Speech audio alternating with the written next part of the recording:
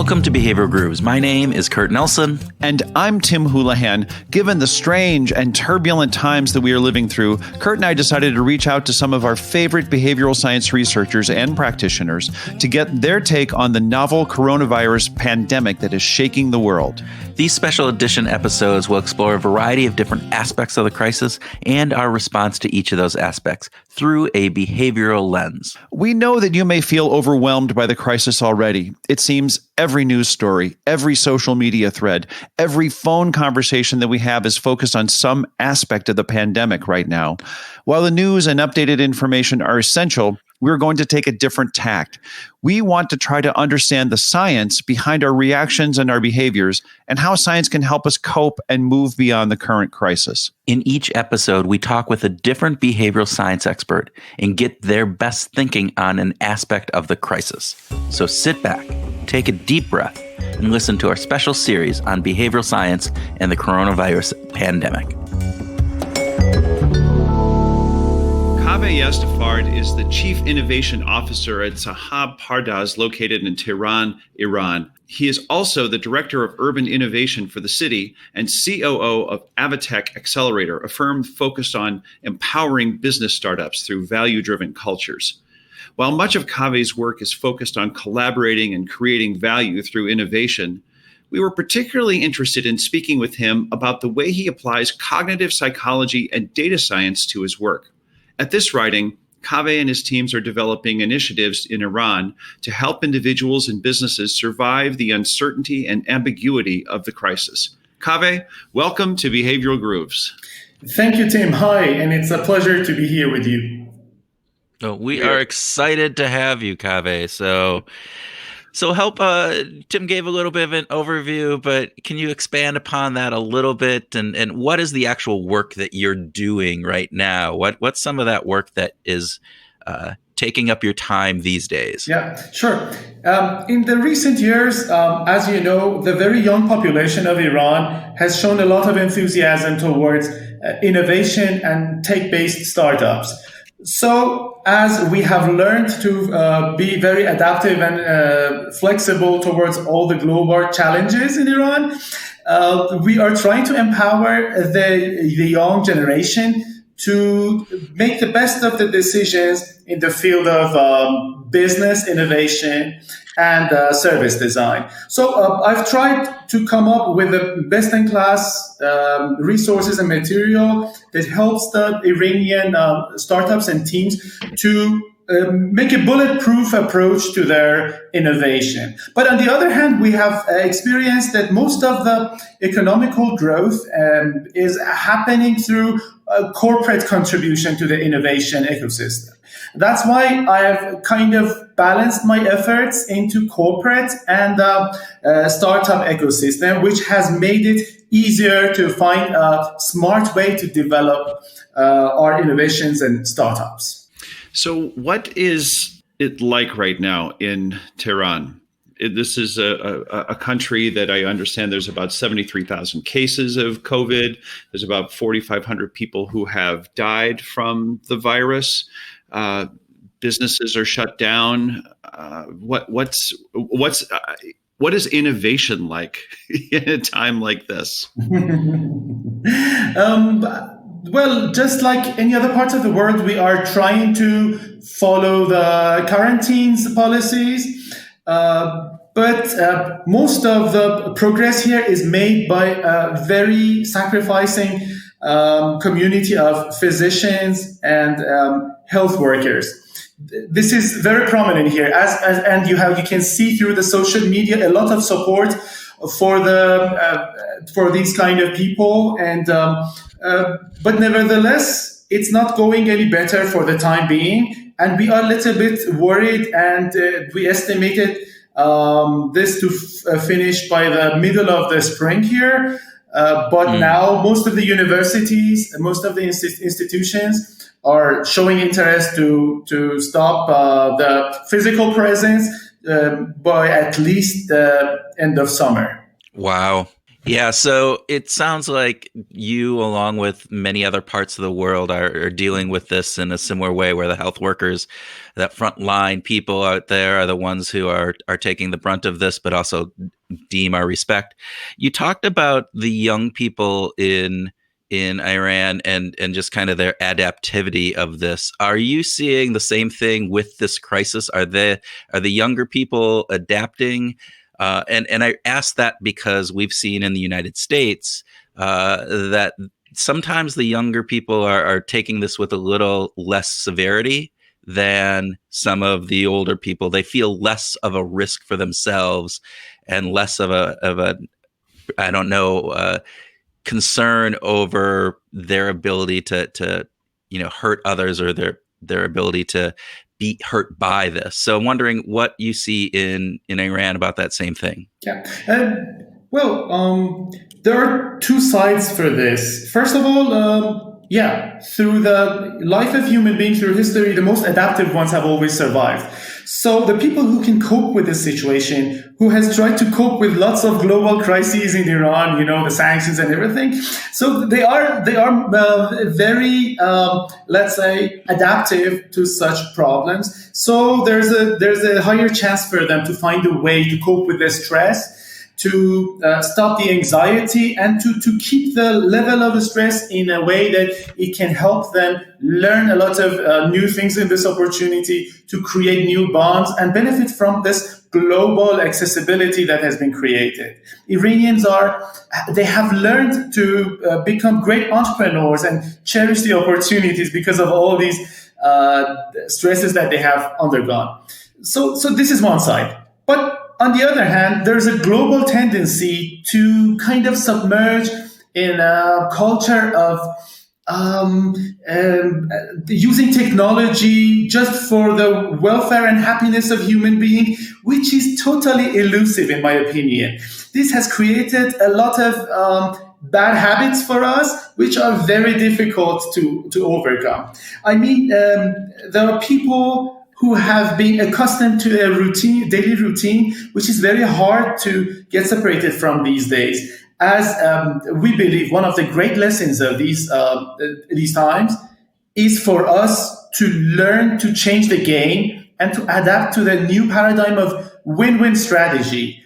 This is the message which is not usually conveyed to the world through let's say, the economy that is ruling the world. You have to win the game at the cost of beating the other competitors. Right now, it's a win-win situation. Either you can help the other ones which are sinking to come up, or you will all go down together.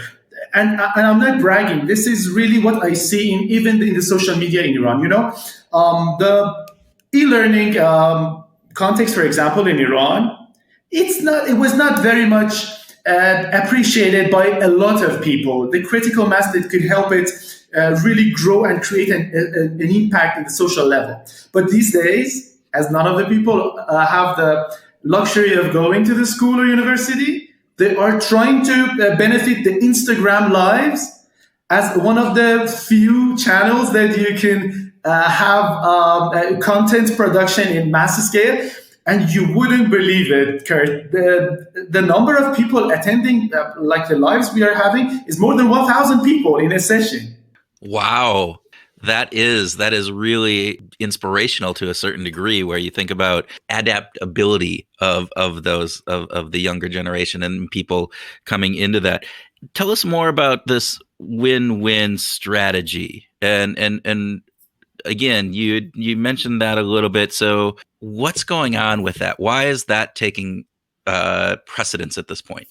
This is really this is disappointing because we are living in a world where there are lots of stakeholders to each business. There are lots of people who are kind of engaged with every service, every business activity that we deal with, and I'm very much concerned with the way people have grown this egocentric manner of doing business to follow just the profitability of the shareholders. And I'm not trying to be socialistic because I'm not, but this is the natural essence of human being to respect the contribution of nature, other people, the public, and other parts of an ecosystem, like competitors and customers. And you could see ethically things were waning away. And I'm again trying to be realistic and frank, not bragging about this. Right now, there is one way ahead of us in Iran and everywhere. We have to make this benefit spread all through the ecosystem. You know, the kind of limitations that is put upon us is seen by people as two different things. Some people regard it as an opportunity to change behaviors, what is the key topic of your talks here. And some people are trying to just cope with it and survive. And this is what you were pointing at, the adaptability. And I believe most of those of us through these last 2-3 months who has tried to take an advantage of this to create and share the value to all people have personally also grown more than the others. And I have facts for this because I have a lot of empowerment programs, online learnings, and community building efforts. I wanted to go back. That's fabulous. I wanted to go back to, you talked about the illusion that we have of using technology for happiness. Can you talk more about that? Well, this is what I intrinsically come at.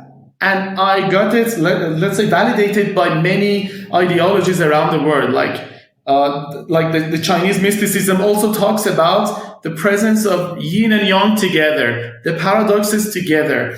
What we have benefited from in the terms of technologies and even the market, the capital market, the businesses all around the world is a kind of a business in which you have to survive by the decisions of your board just through the indicators which show the level of the profits. And this game, when accepted by a critical mass, is very hard to break.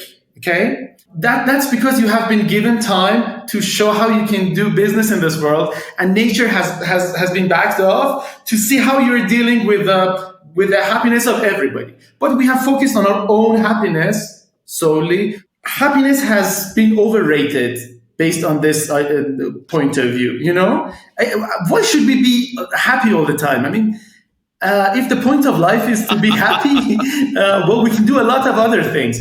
But I believe, as we talk about sustainability, we have to respect the very contributing elements around us. And I try to be more specific. For example, we have in Iran, we have oil industry as the, let's say, the most important part of the GDP, okay? The gross domestic production. Apart from that, we have a very huge and stagnant public sector, which we are trying to get rid of, but we can't for the last 10 years. And we have a very small portion of startups, innovative companies, and public and private sector. Right now, these days, some companies in some sectors, like the food industry, like the health sector, and also the tech sector, has found a lot of opportunity to grow. I know a lot of startups who are trying to work on real-time live streaming, and they have a lot of investments waiting for them. I know health startups that have been rejected all the time in the last 3-5 years, but right now they are embraced by the investors, which has always been one of our efforts in trying to match these investors. But we know that if those investors only invest in certain tech companies and the consumers are going away, fading away, the market size would change. And through this system dynamics approach, you would go back to a lower level of success in the startups as well. So if we look at it in a systemic way and we see the dynamics of these the causal relationships, the only way to get rid of this is to get the weakest parts of this chain to more tolerable and more tolerating and stronger, to keep this going as long as we can find a cure for this whiplash effect, you know? Can you talk a little bit about some of the initiatives that are going on in Iran to help individuals and businesses survive this crisis, this time of uncertainty? Yes, sure. We can categorize the world's efforts in two ways. Some of them are top down, mostly policy making by the institutions, public sectors, and some of them are bottom up. To be realistic, what we have been working on is a bottom up approach because the level of contribution from the top down is not for one reason or another focused on empowering these very little players.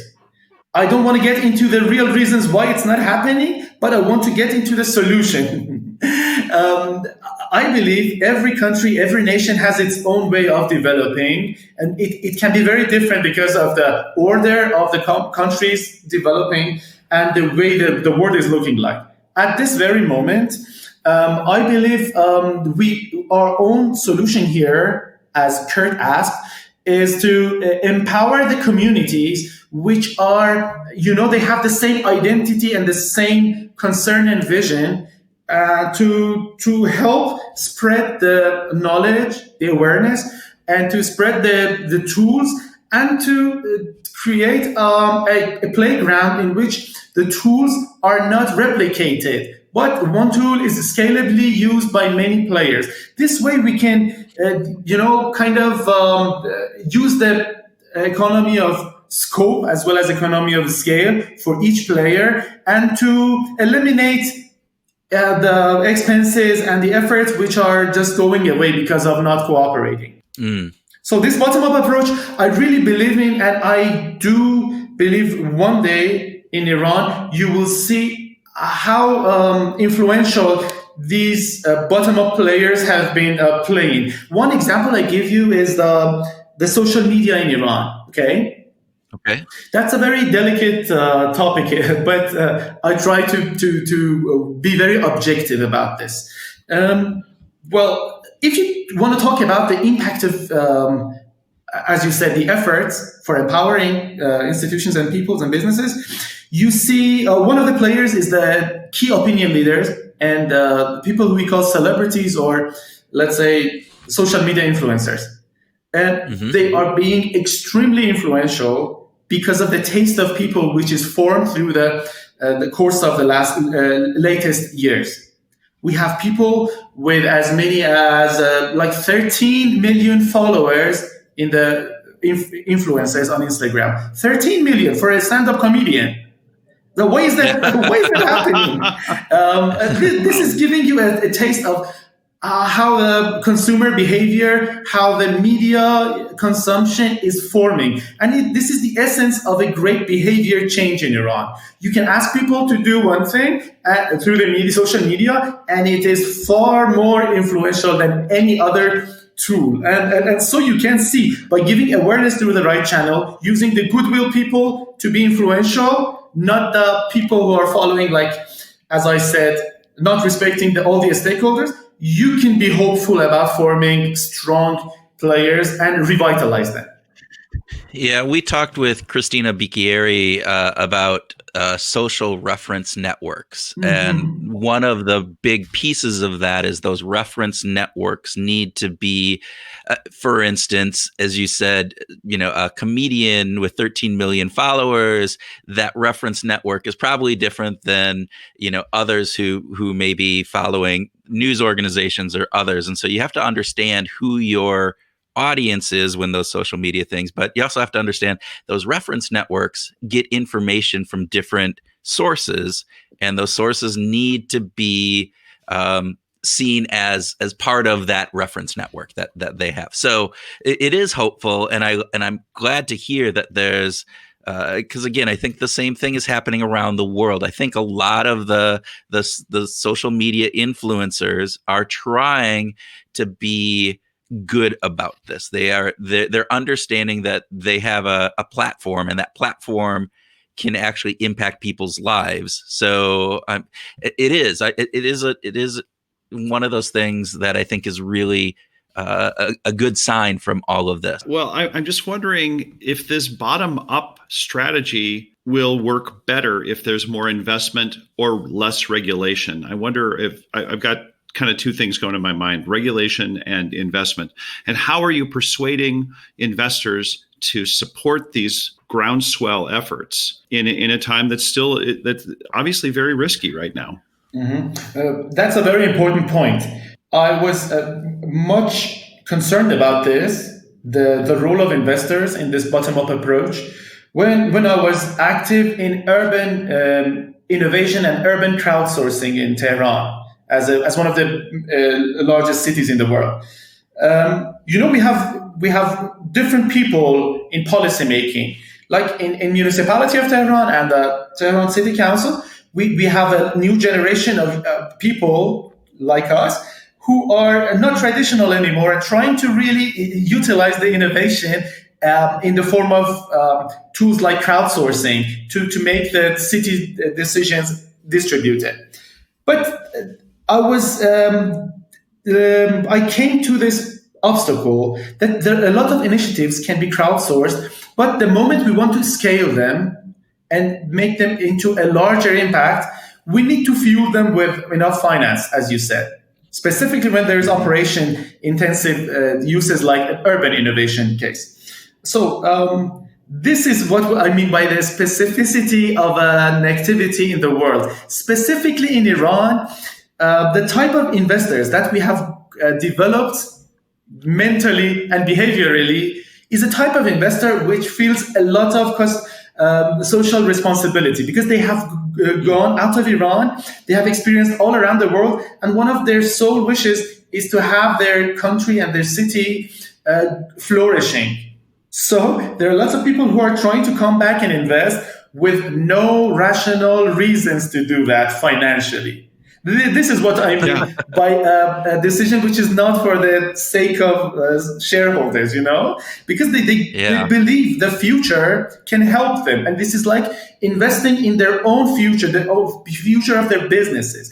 But nevertheless, there are people have a lot of spiritual thoughts as well. The Eastern ideologies really help them to believe in karma and the result of their deeds to come back. So yes, we have a tradition of charity in Iran based on our beliefs, and they are conducting these kind of charities to very more useful and more effective, let's say, applications, thanks to technology and the benchmarks and the lessons we have learned from the world. How has behavioral science been accepted? And how is that mixed with technology in some of these areas that are being in there? Sure. I mean, that's a great point here at this moment of Iran. Iranian students, Iranian pupils all around the world, they are prosperous. They have entered Stanford PhD seats. They have taken a lot of seats in American top universities in Harvard and MIT.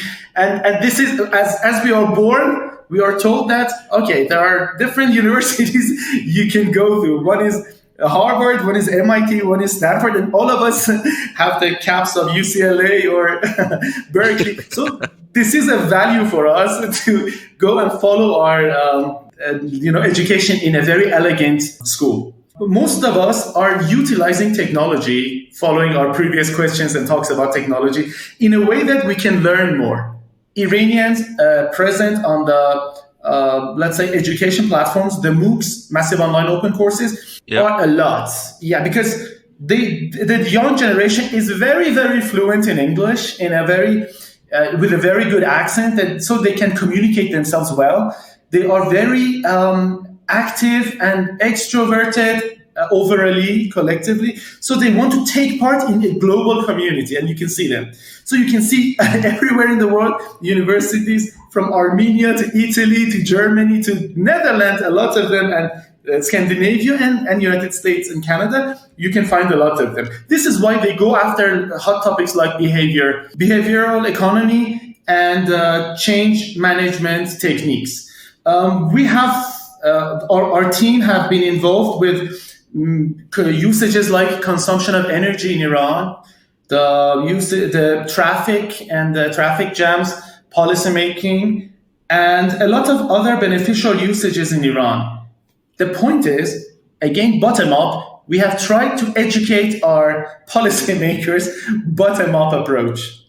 So we have brought them a lot of new papers, a lot of new documents that say, look at the world. They are evolving through changing the behavior, not the mindset only. So these people, the new generation, are really adaptive to these new techniques. But one problem is the ever-existing bureaucracy, which is the heritage of this public sector.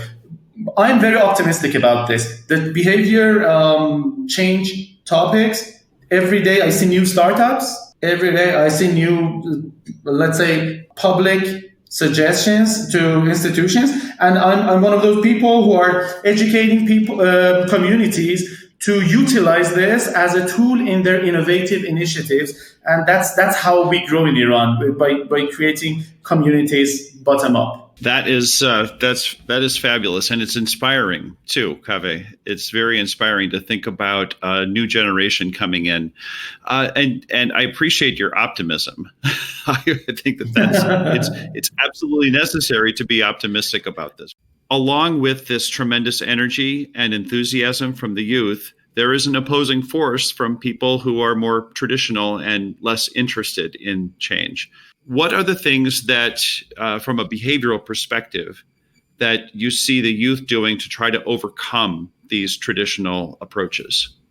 One of the key factors that is changing even the more resistive generation is the pyramid. The age pyramid in Iran is to the side of the youth. So they are more numerous. They are more influential. You can see a lot of confrontations between this modernity and tradition. Okay. And this is interesting. This is the topic of a lot of artistic content. You go into the subway, you see one using a Kindle to read and the other elder being in a very, very different mood. The point is, to be honest, the entropy is towards a very let's say influential young generation. So we are not much worried about that. But the people who are in charge and those traditional people, yes, they are an obstacle. But nevertheless, the discourse of innovation, adaptiveness towards technology has been one that is winning a lot of public. So this change, this behavior change is happening. What we're concerned of is that this is not developing in a balanced way. You know, when you are not the pioneer in inventing a cell phone, you are a follower. So the behavior towards a cell phone here is kind of a followership, which is sometimes a little bit worrying. I believe this has created a lot of, unbalanced development and progress in different aspects. This is very important and lots of times forgotten. And events like this coronavirus is giving us a kind of a shock to go back and review how we are using technologies like these hardware, like those, like the internet itself or the media. And we see, we could have used it much, much better. Not to come into the city to have our classes online, because the traffic here is awful. Taking a lot of time, a lot of pollution is one of the highest ones in the world. This is just one example. Apart from that, we have in every part of the world, we have, let's say, a Gini effect, which is growing, like the rich people, the poor people. This gap is really this annoying and not acceptable. But we have chosen to behave like nothing is happening. Right now, our behavior is changing. We are getting to see, they were living like this, that we are living now.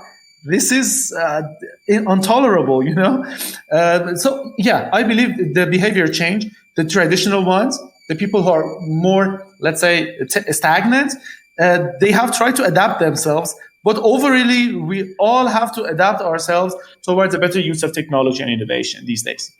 So it sounds like this crisis, as you said, with hey, we can use technology instead of driving into the city, that there are some potential positive outcomes of this. Do you think some of those will stick after the COVID crisis is gone, and that people will be able to, hey, let's take classes through, electronically versus having to go into the city? What do you think will stick, and what will go back to status quo?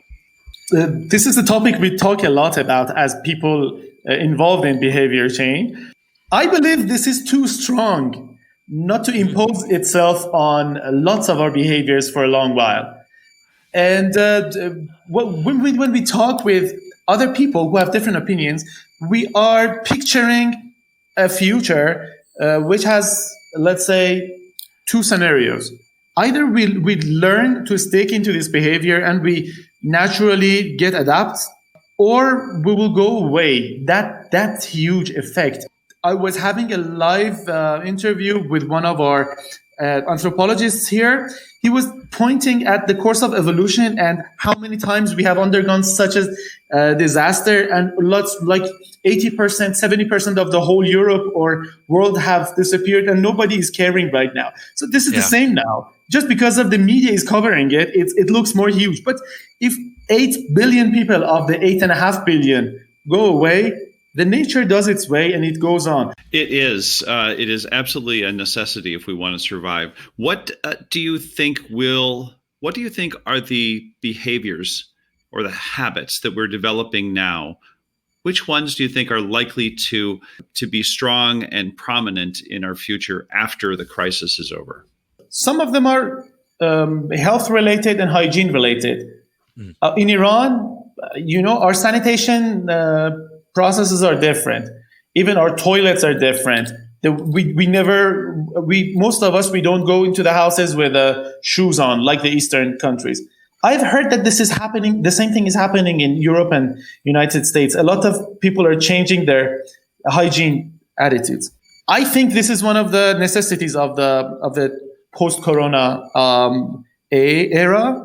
If you're going to have this, we have to be very careful with, let's say, transmitting the microbes and viruses to different areas. But apart from that, non-hygiene related ones, like at a macro level, the way we go to work, the way we work, the way we live.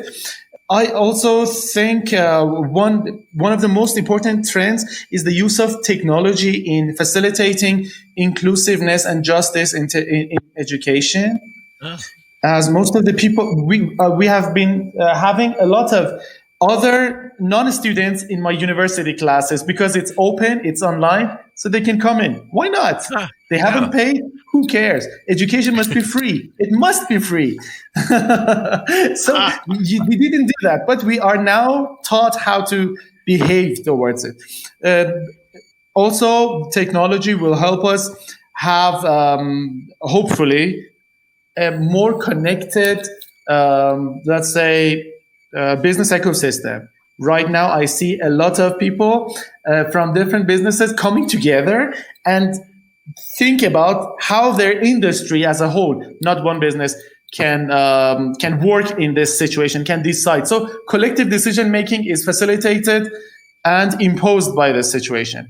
So getting back to your questions, I also believe the families here are now strengthened much more. I'm seeing my daughter for a more quality time of the day, and I'm taking new roles which I should have taken before, and I regret that. All of us. And the way I behave my friends on social media has also changed. We are focusing on more important topics. Entertainment industry is more responsible. Like even the online services are showing more responsibility. Everybody is having at the top of their mind how to help people go through this and then not to lose their businesses. This is, I believe, this will stay with us, Tim. I don't think this is something we can forget, because in my perspective, it's not COVID-19, It's a lot of natural disasters that can happen based on our forgetfulness about the social and environmental stakeholders. Very interesting. Kaveh, thanks so much. Thank you so very much for joining us today. This has been a wonderful discussion. We really appreciate your time and your insights.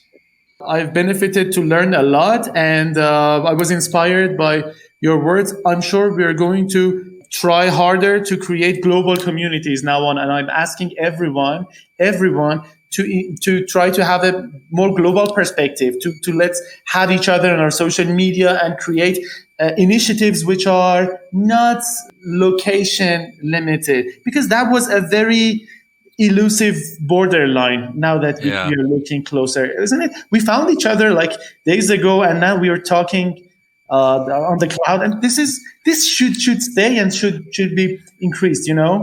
Well, the coronavirus doesn't recognize borders, right? It literally doesn't care about our man-made difference borders, and if you're in Iran, if we're in the United States, that doesn't care. And so I hope, one of my hopes coming out of this is that we have a bigger global perspective, and we understand that we're all interconnected in this world, and that we need to work together. We need to understand each other, and we need to be able to bring that perspective so that, as you said, let's get more people from various different backgrounds, various different regions and locations in our social media feeds, and have conversations with people from around the globe, because we're all human. And what we're fighting today is a virus that doesn't care about those other aspects that we sometimes so vehemently put up in place and kind of disregard all the other aspects of that. So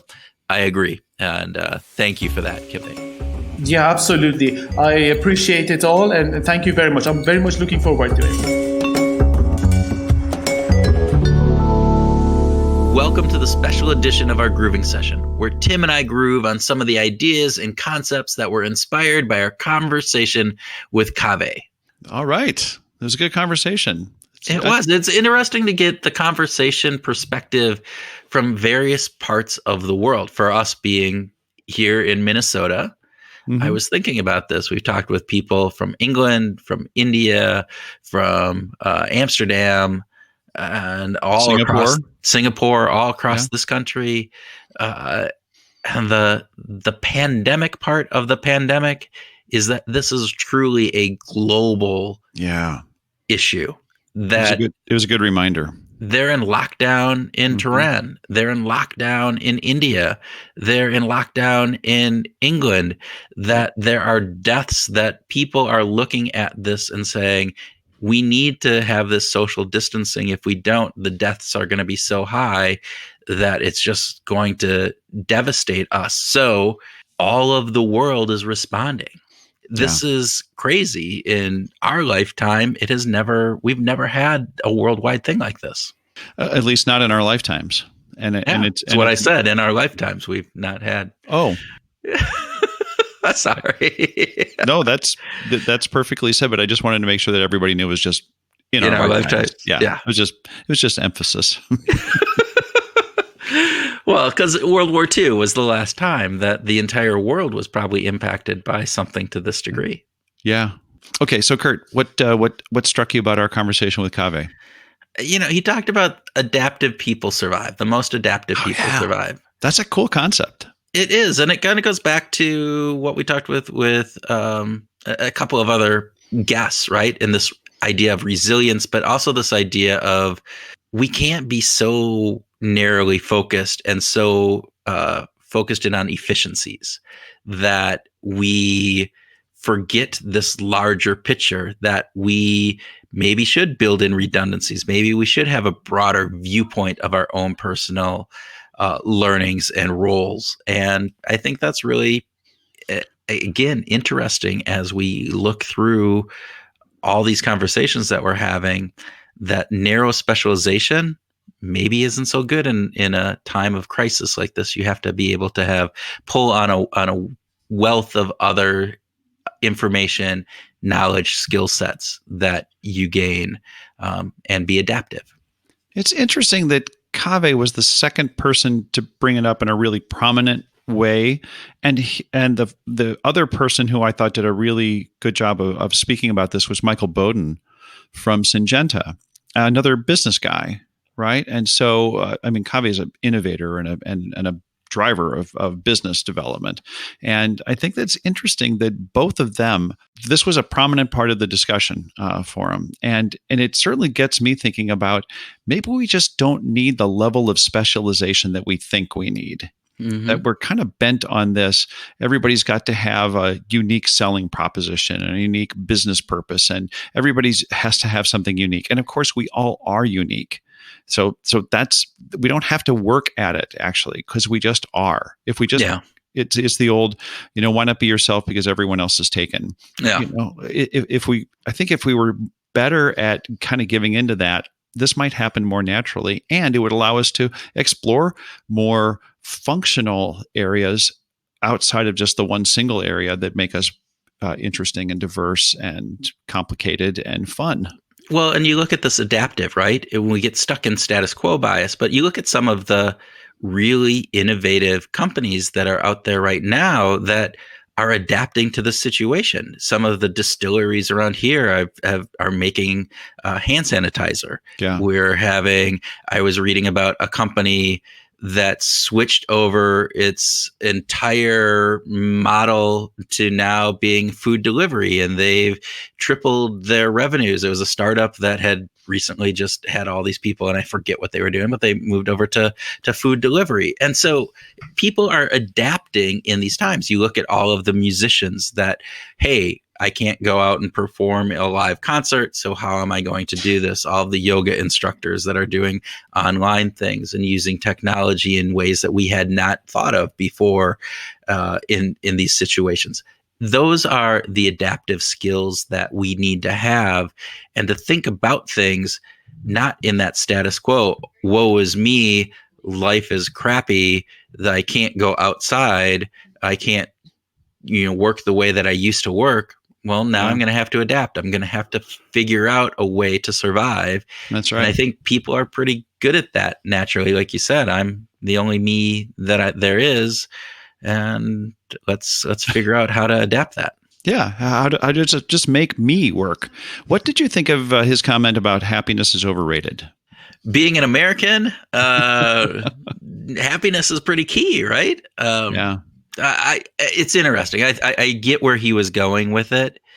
I like the concept that we need to find meaning, and meaning is more important. And short-term satisfaction, joy, sometimes I think can be overrated. That short-term happiness that I will sit down and watch the Netflix, show, as opposed to working hard on something that will have long-term implications. But I think there's also been a lot of research, Sean Aker and others, who are talking about happiness as a vital part of actually being productive. And Sean Aker's work goes, this whole concept is, people go, oh, if only I get to this level of, I get a VP title, or I get this house, or I get whatever it will be, that will make me happy. And what he's found is that it's actually the opposite. If you're happy, you will get that level in the organization. You will get that beautiful house. You will have all these other things. And so the correlations are backwards there. Yeah, right. Right. I'm a big subscriber to Dan Gilbert's, and of course, Sean Aker. His work is terrific. But Dan Gilbert, Ed Diener, these guys have been working on subjective well-being for a long time. And I think if they were right here, right now, they would probably agree that happiness is not the most important thing, but it's damn well important. And it is.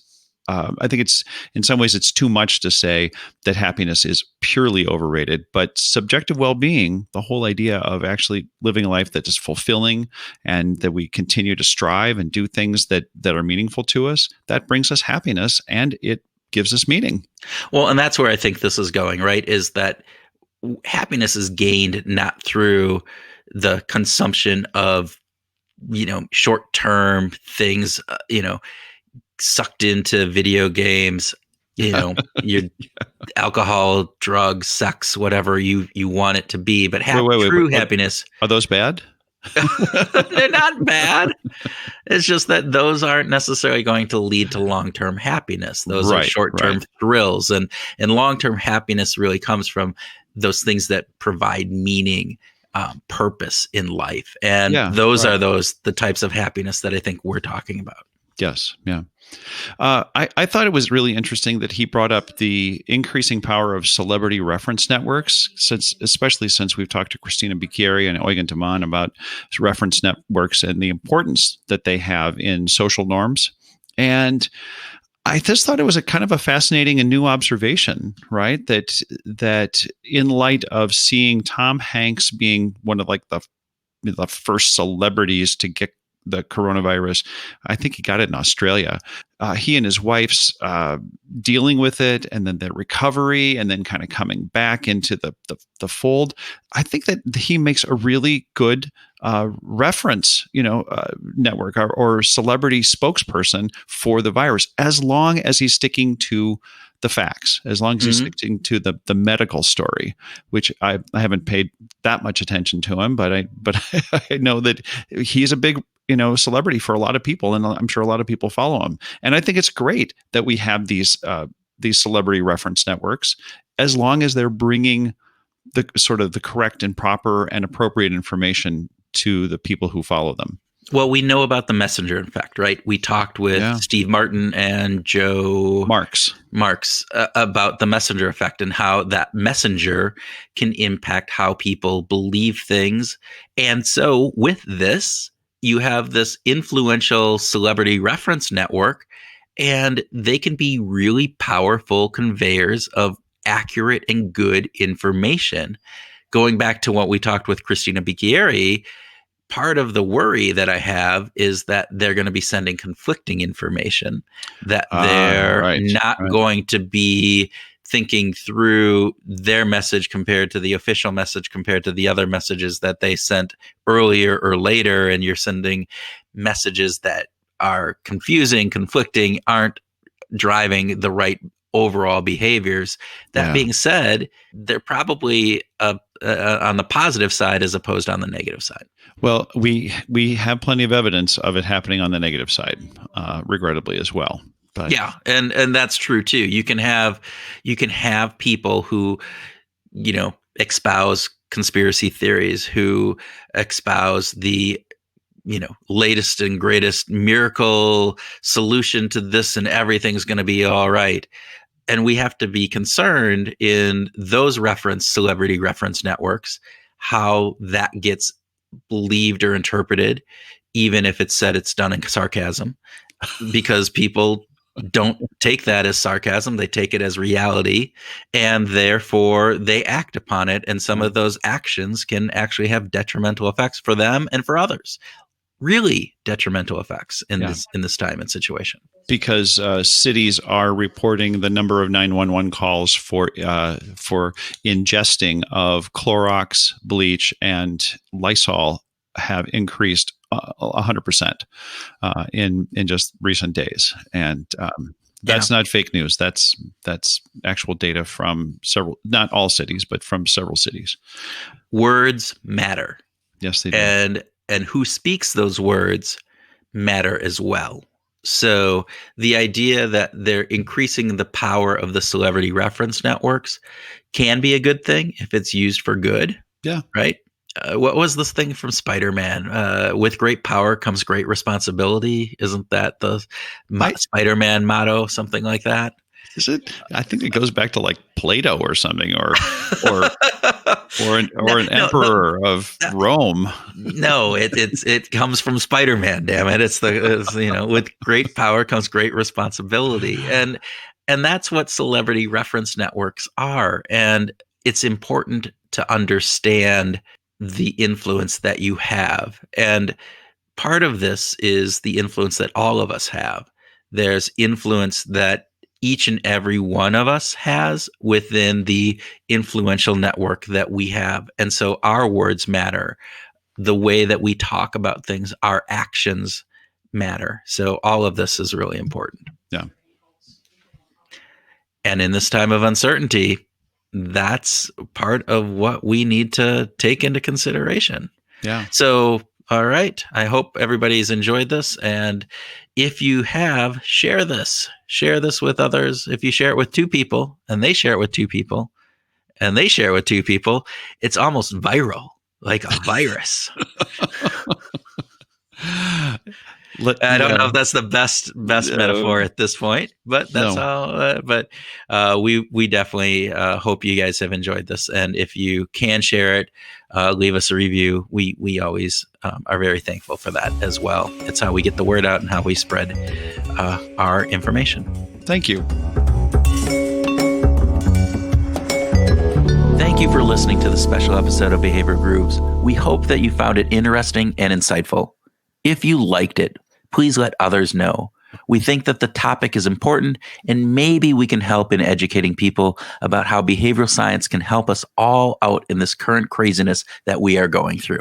Also, please let us know if you have any thoughts or ideas that would be helpful or that we could share. You can reach us through the Connect tab on the Behavior Grooves website at www.behavioralgrooves.com or through Twitter. I'm at @THoulihan and Kurt is @WhatMotivates. We really do love hearing from you, and this topic is one that spurs lots of emotions and thought. As part of our mission, we want to expand and inform the community of people who think about positively applying behavioral science to life. One way that happens is through leaving reviews.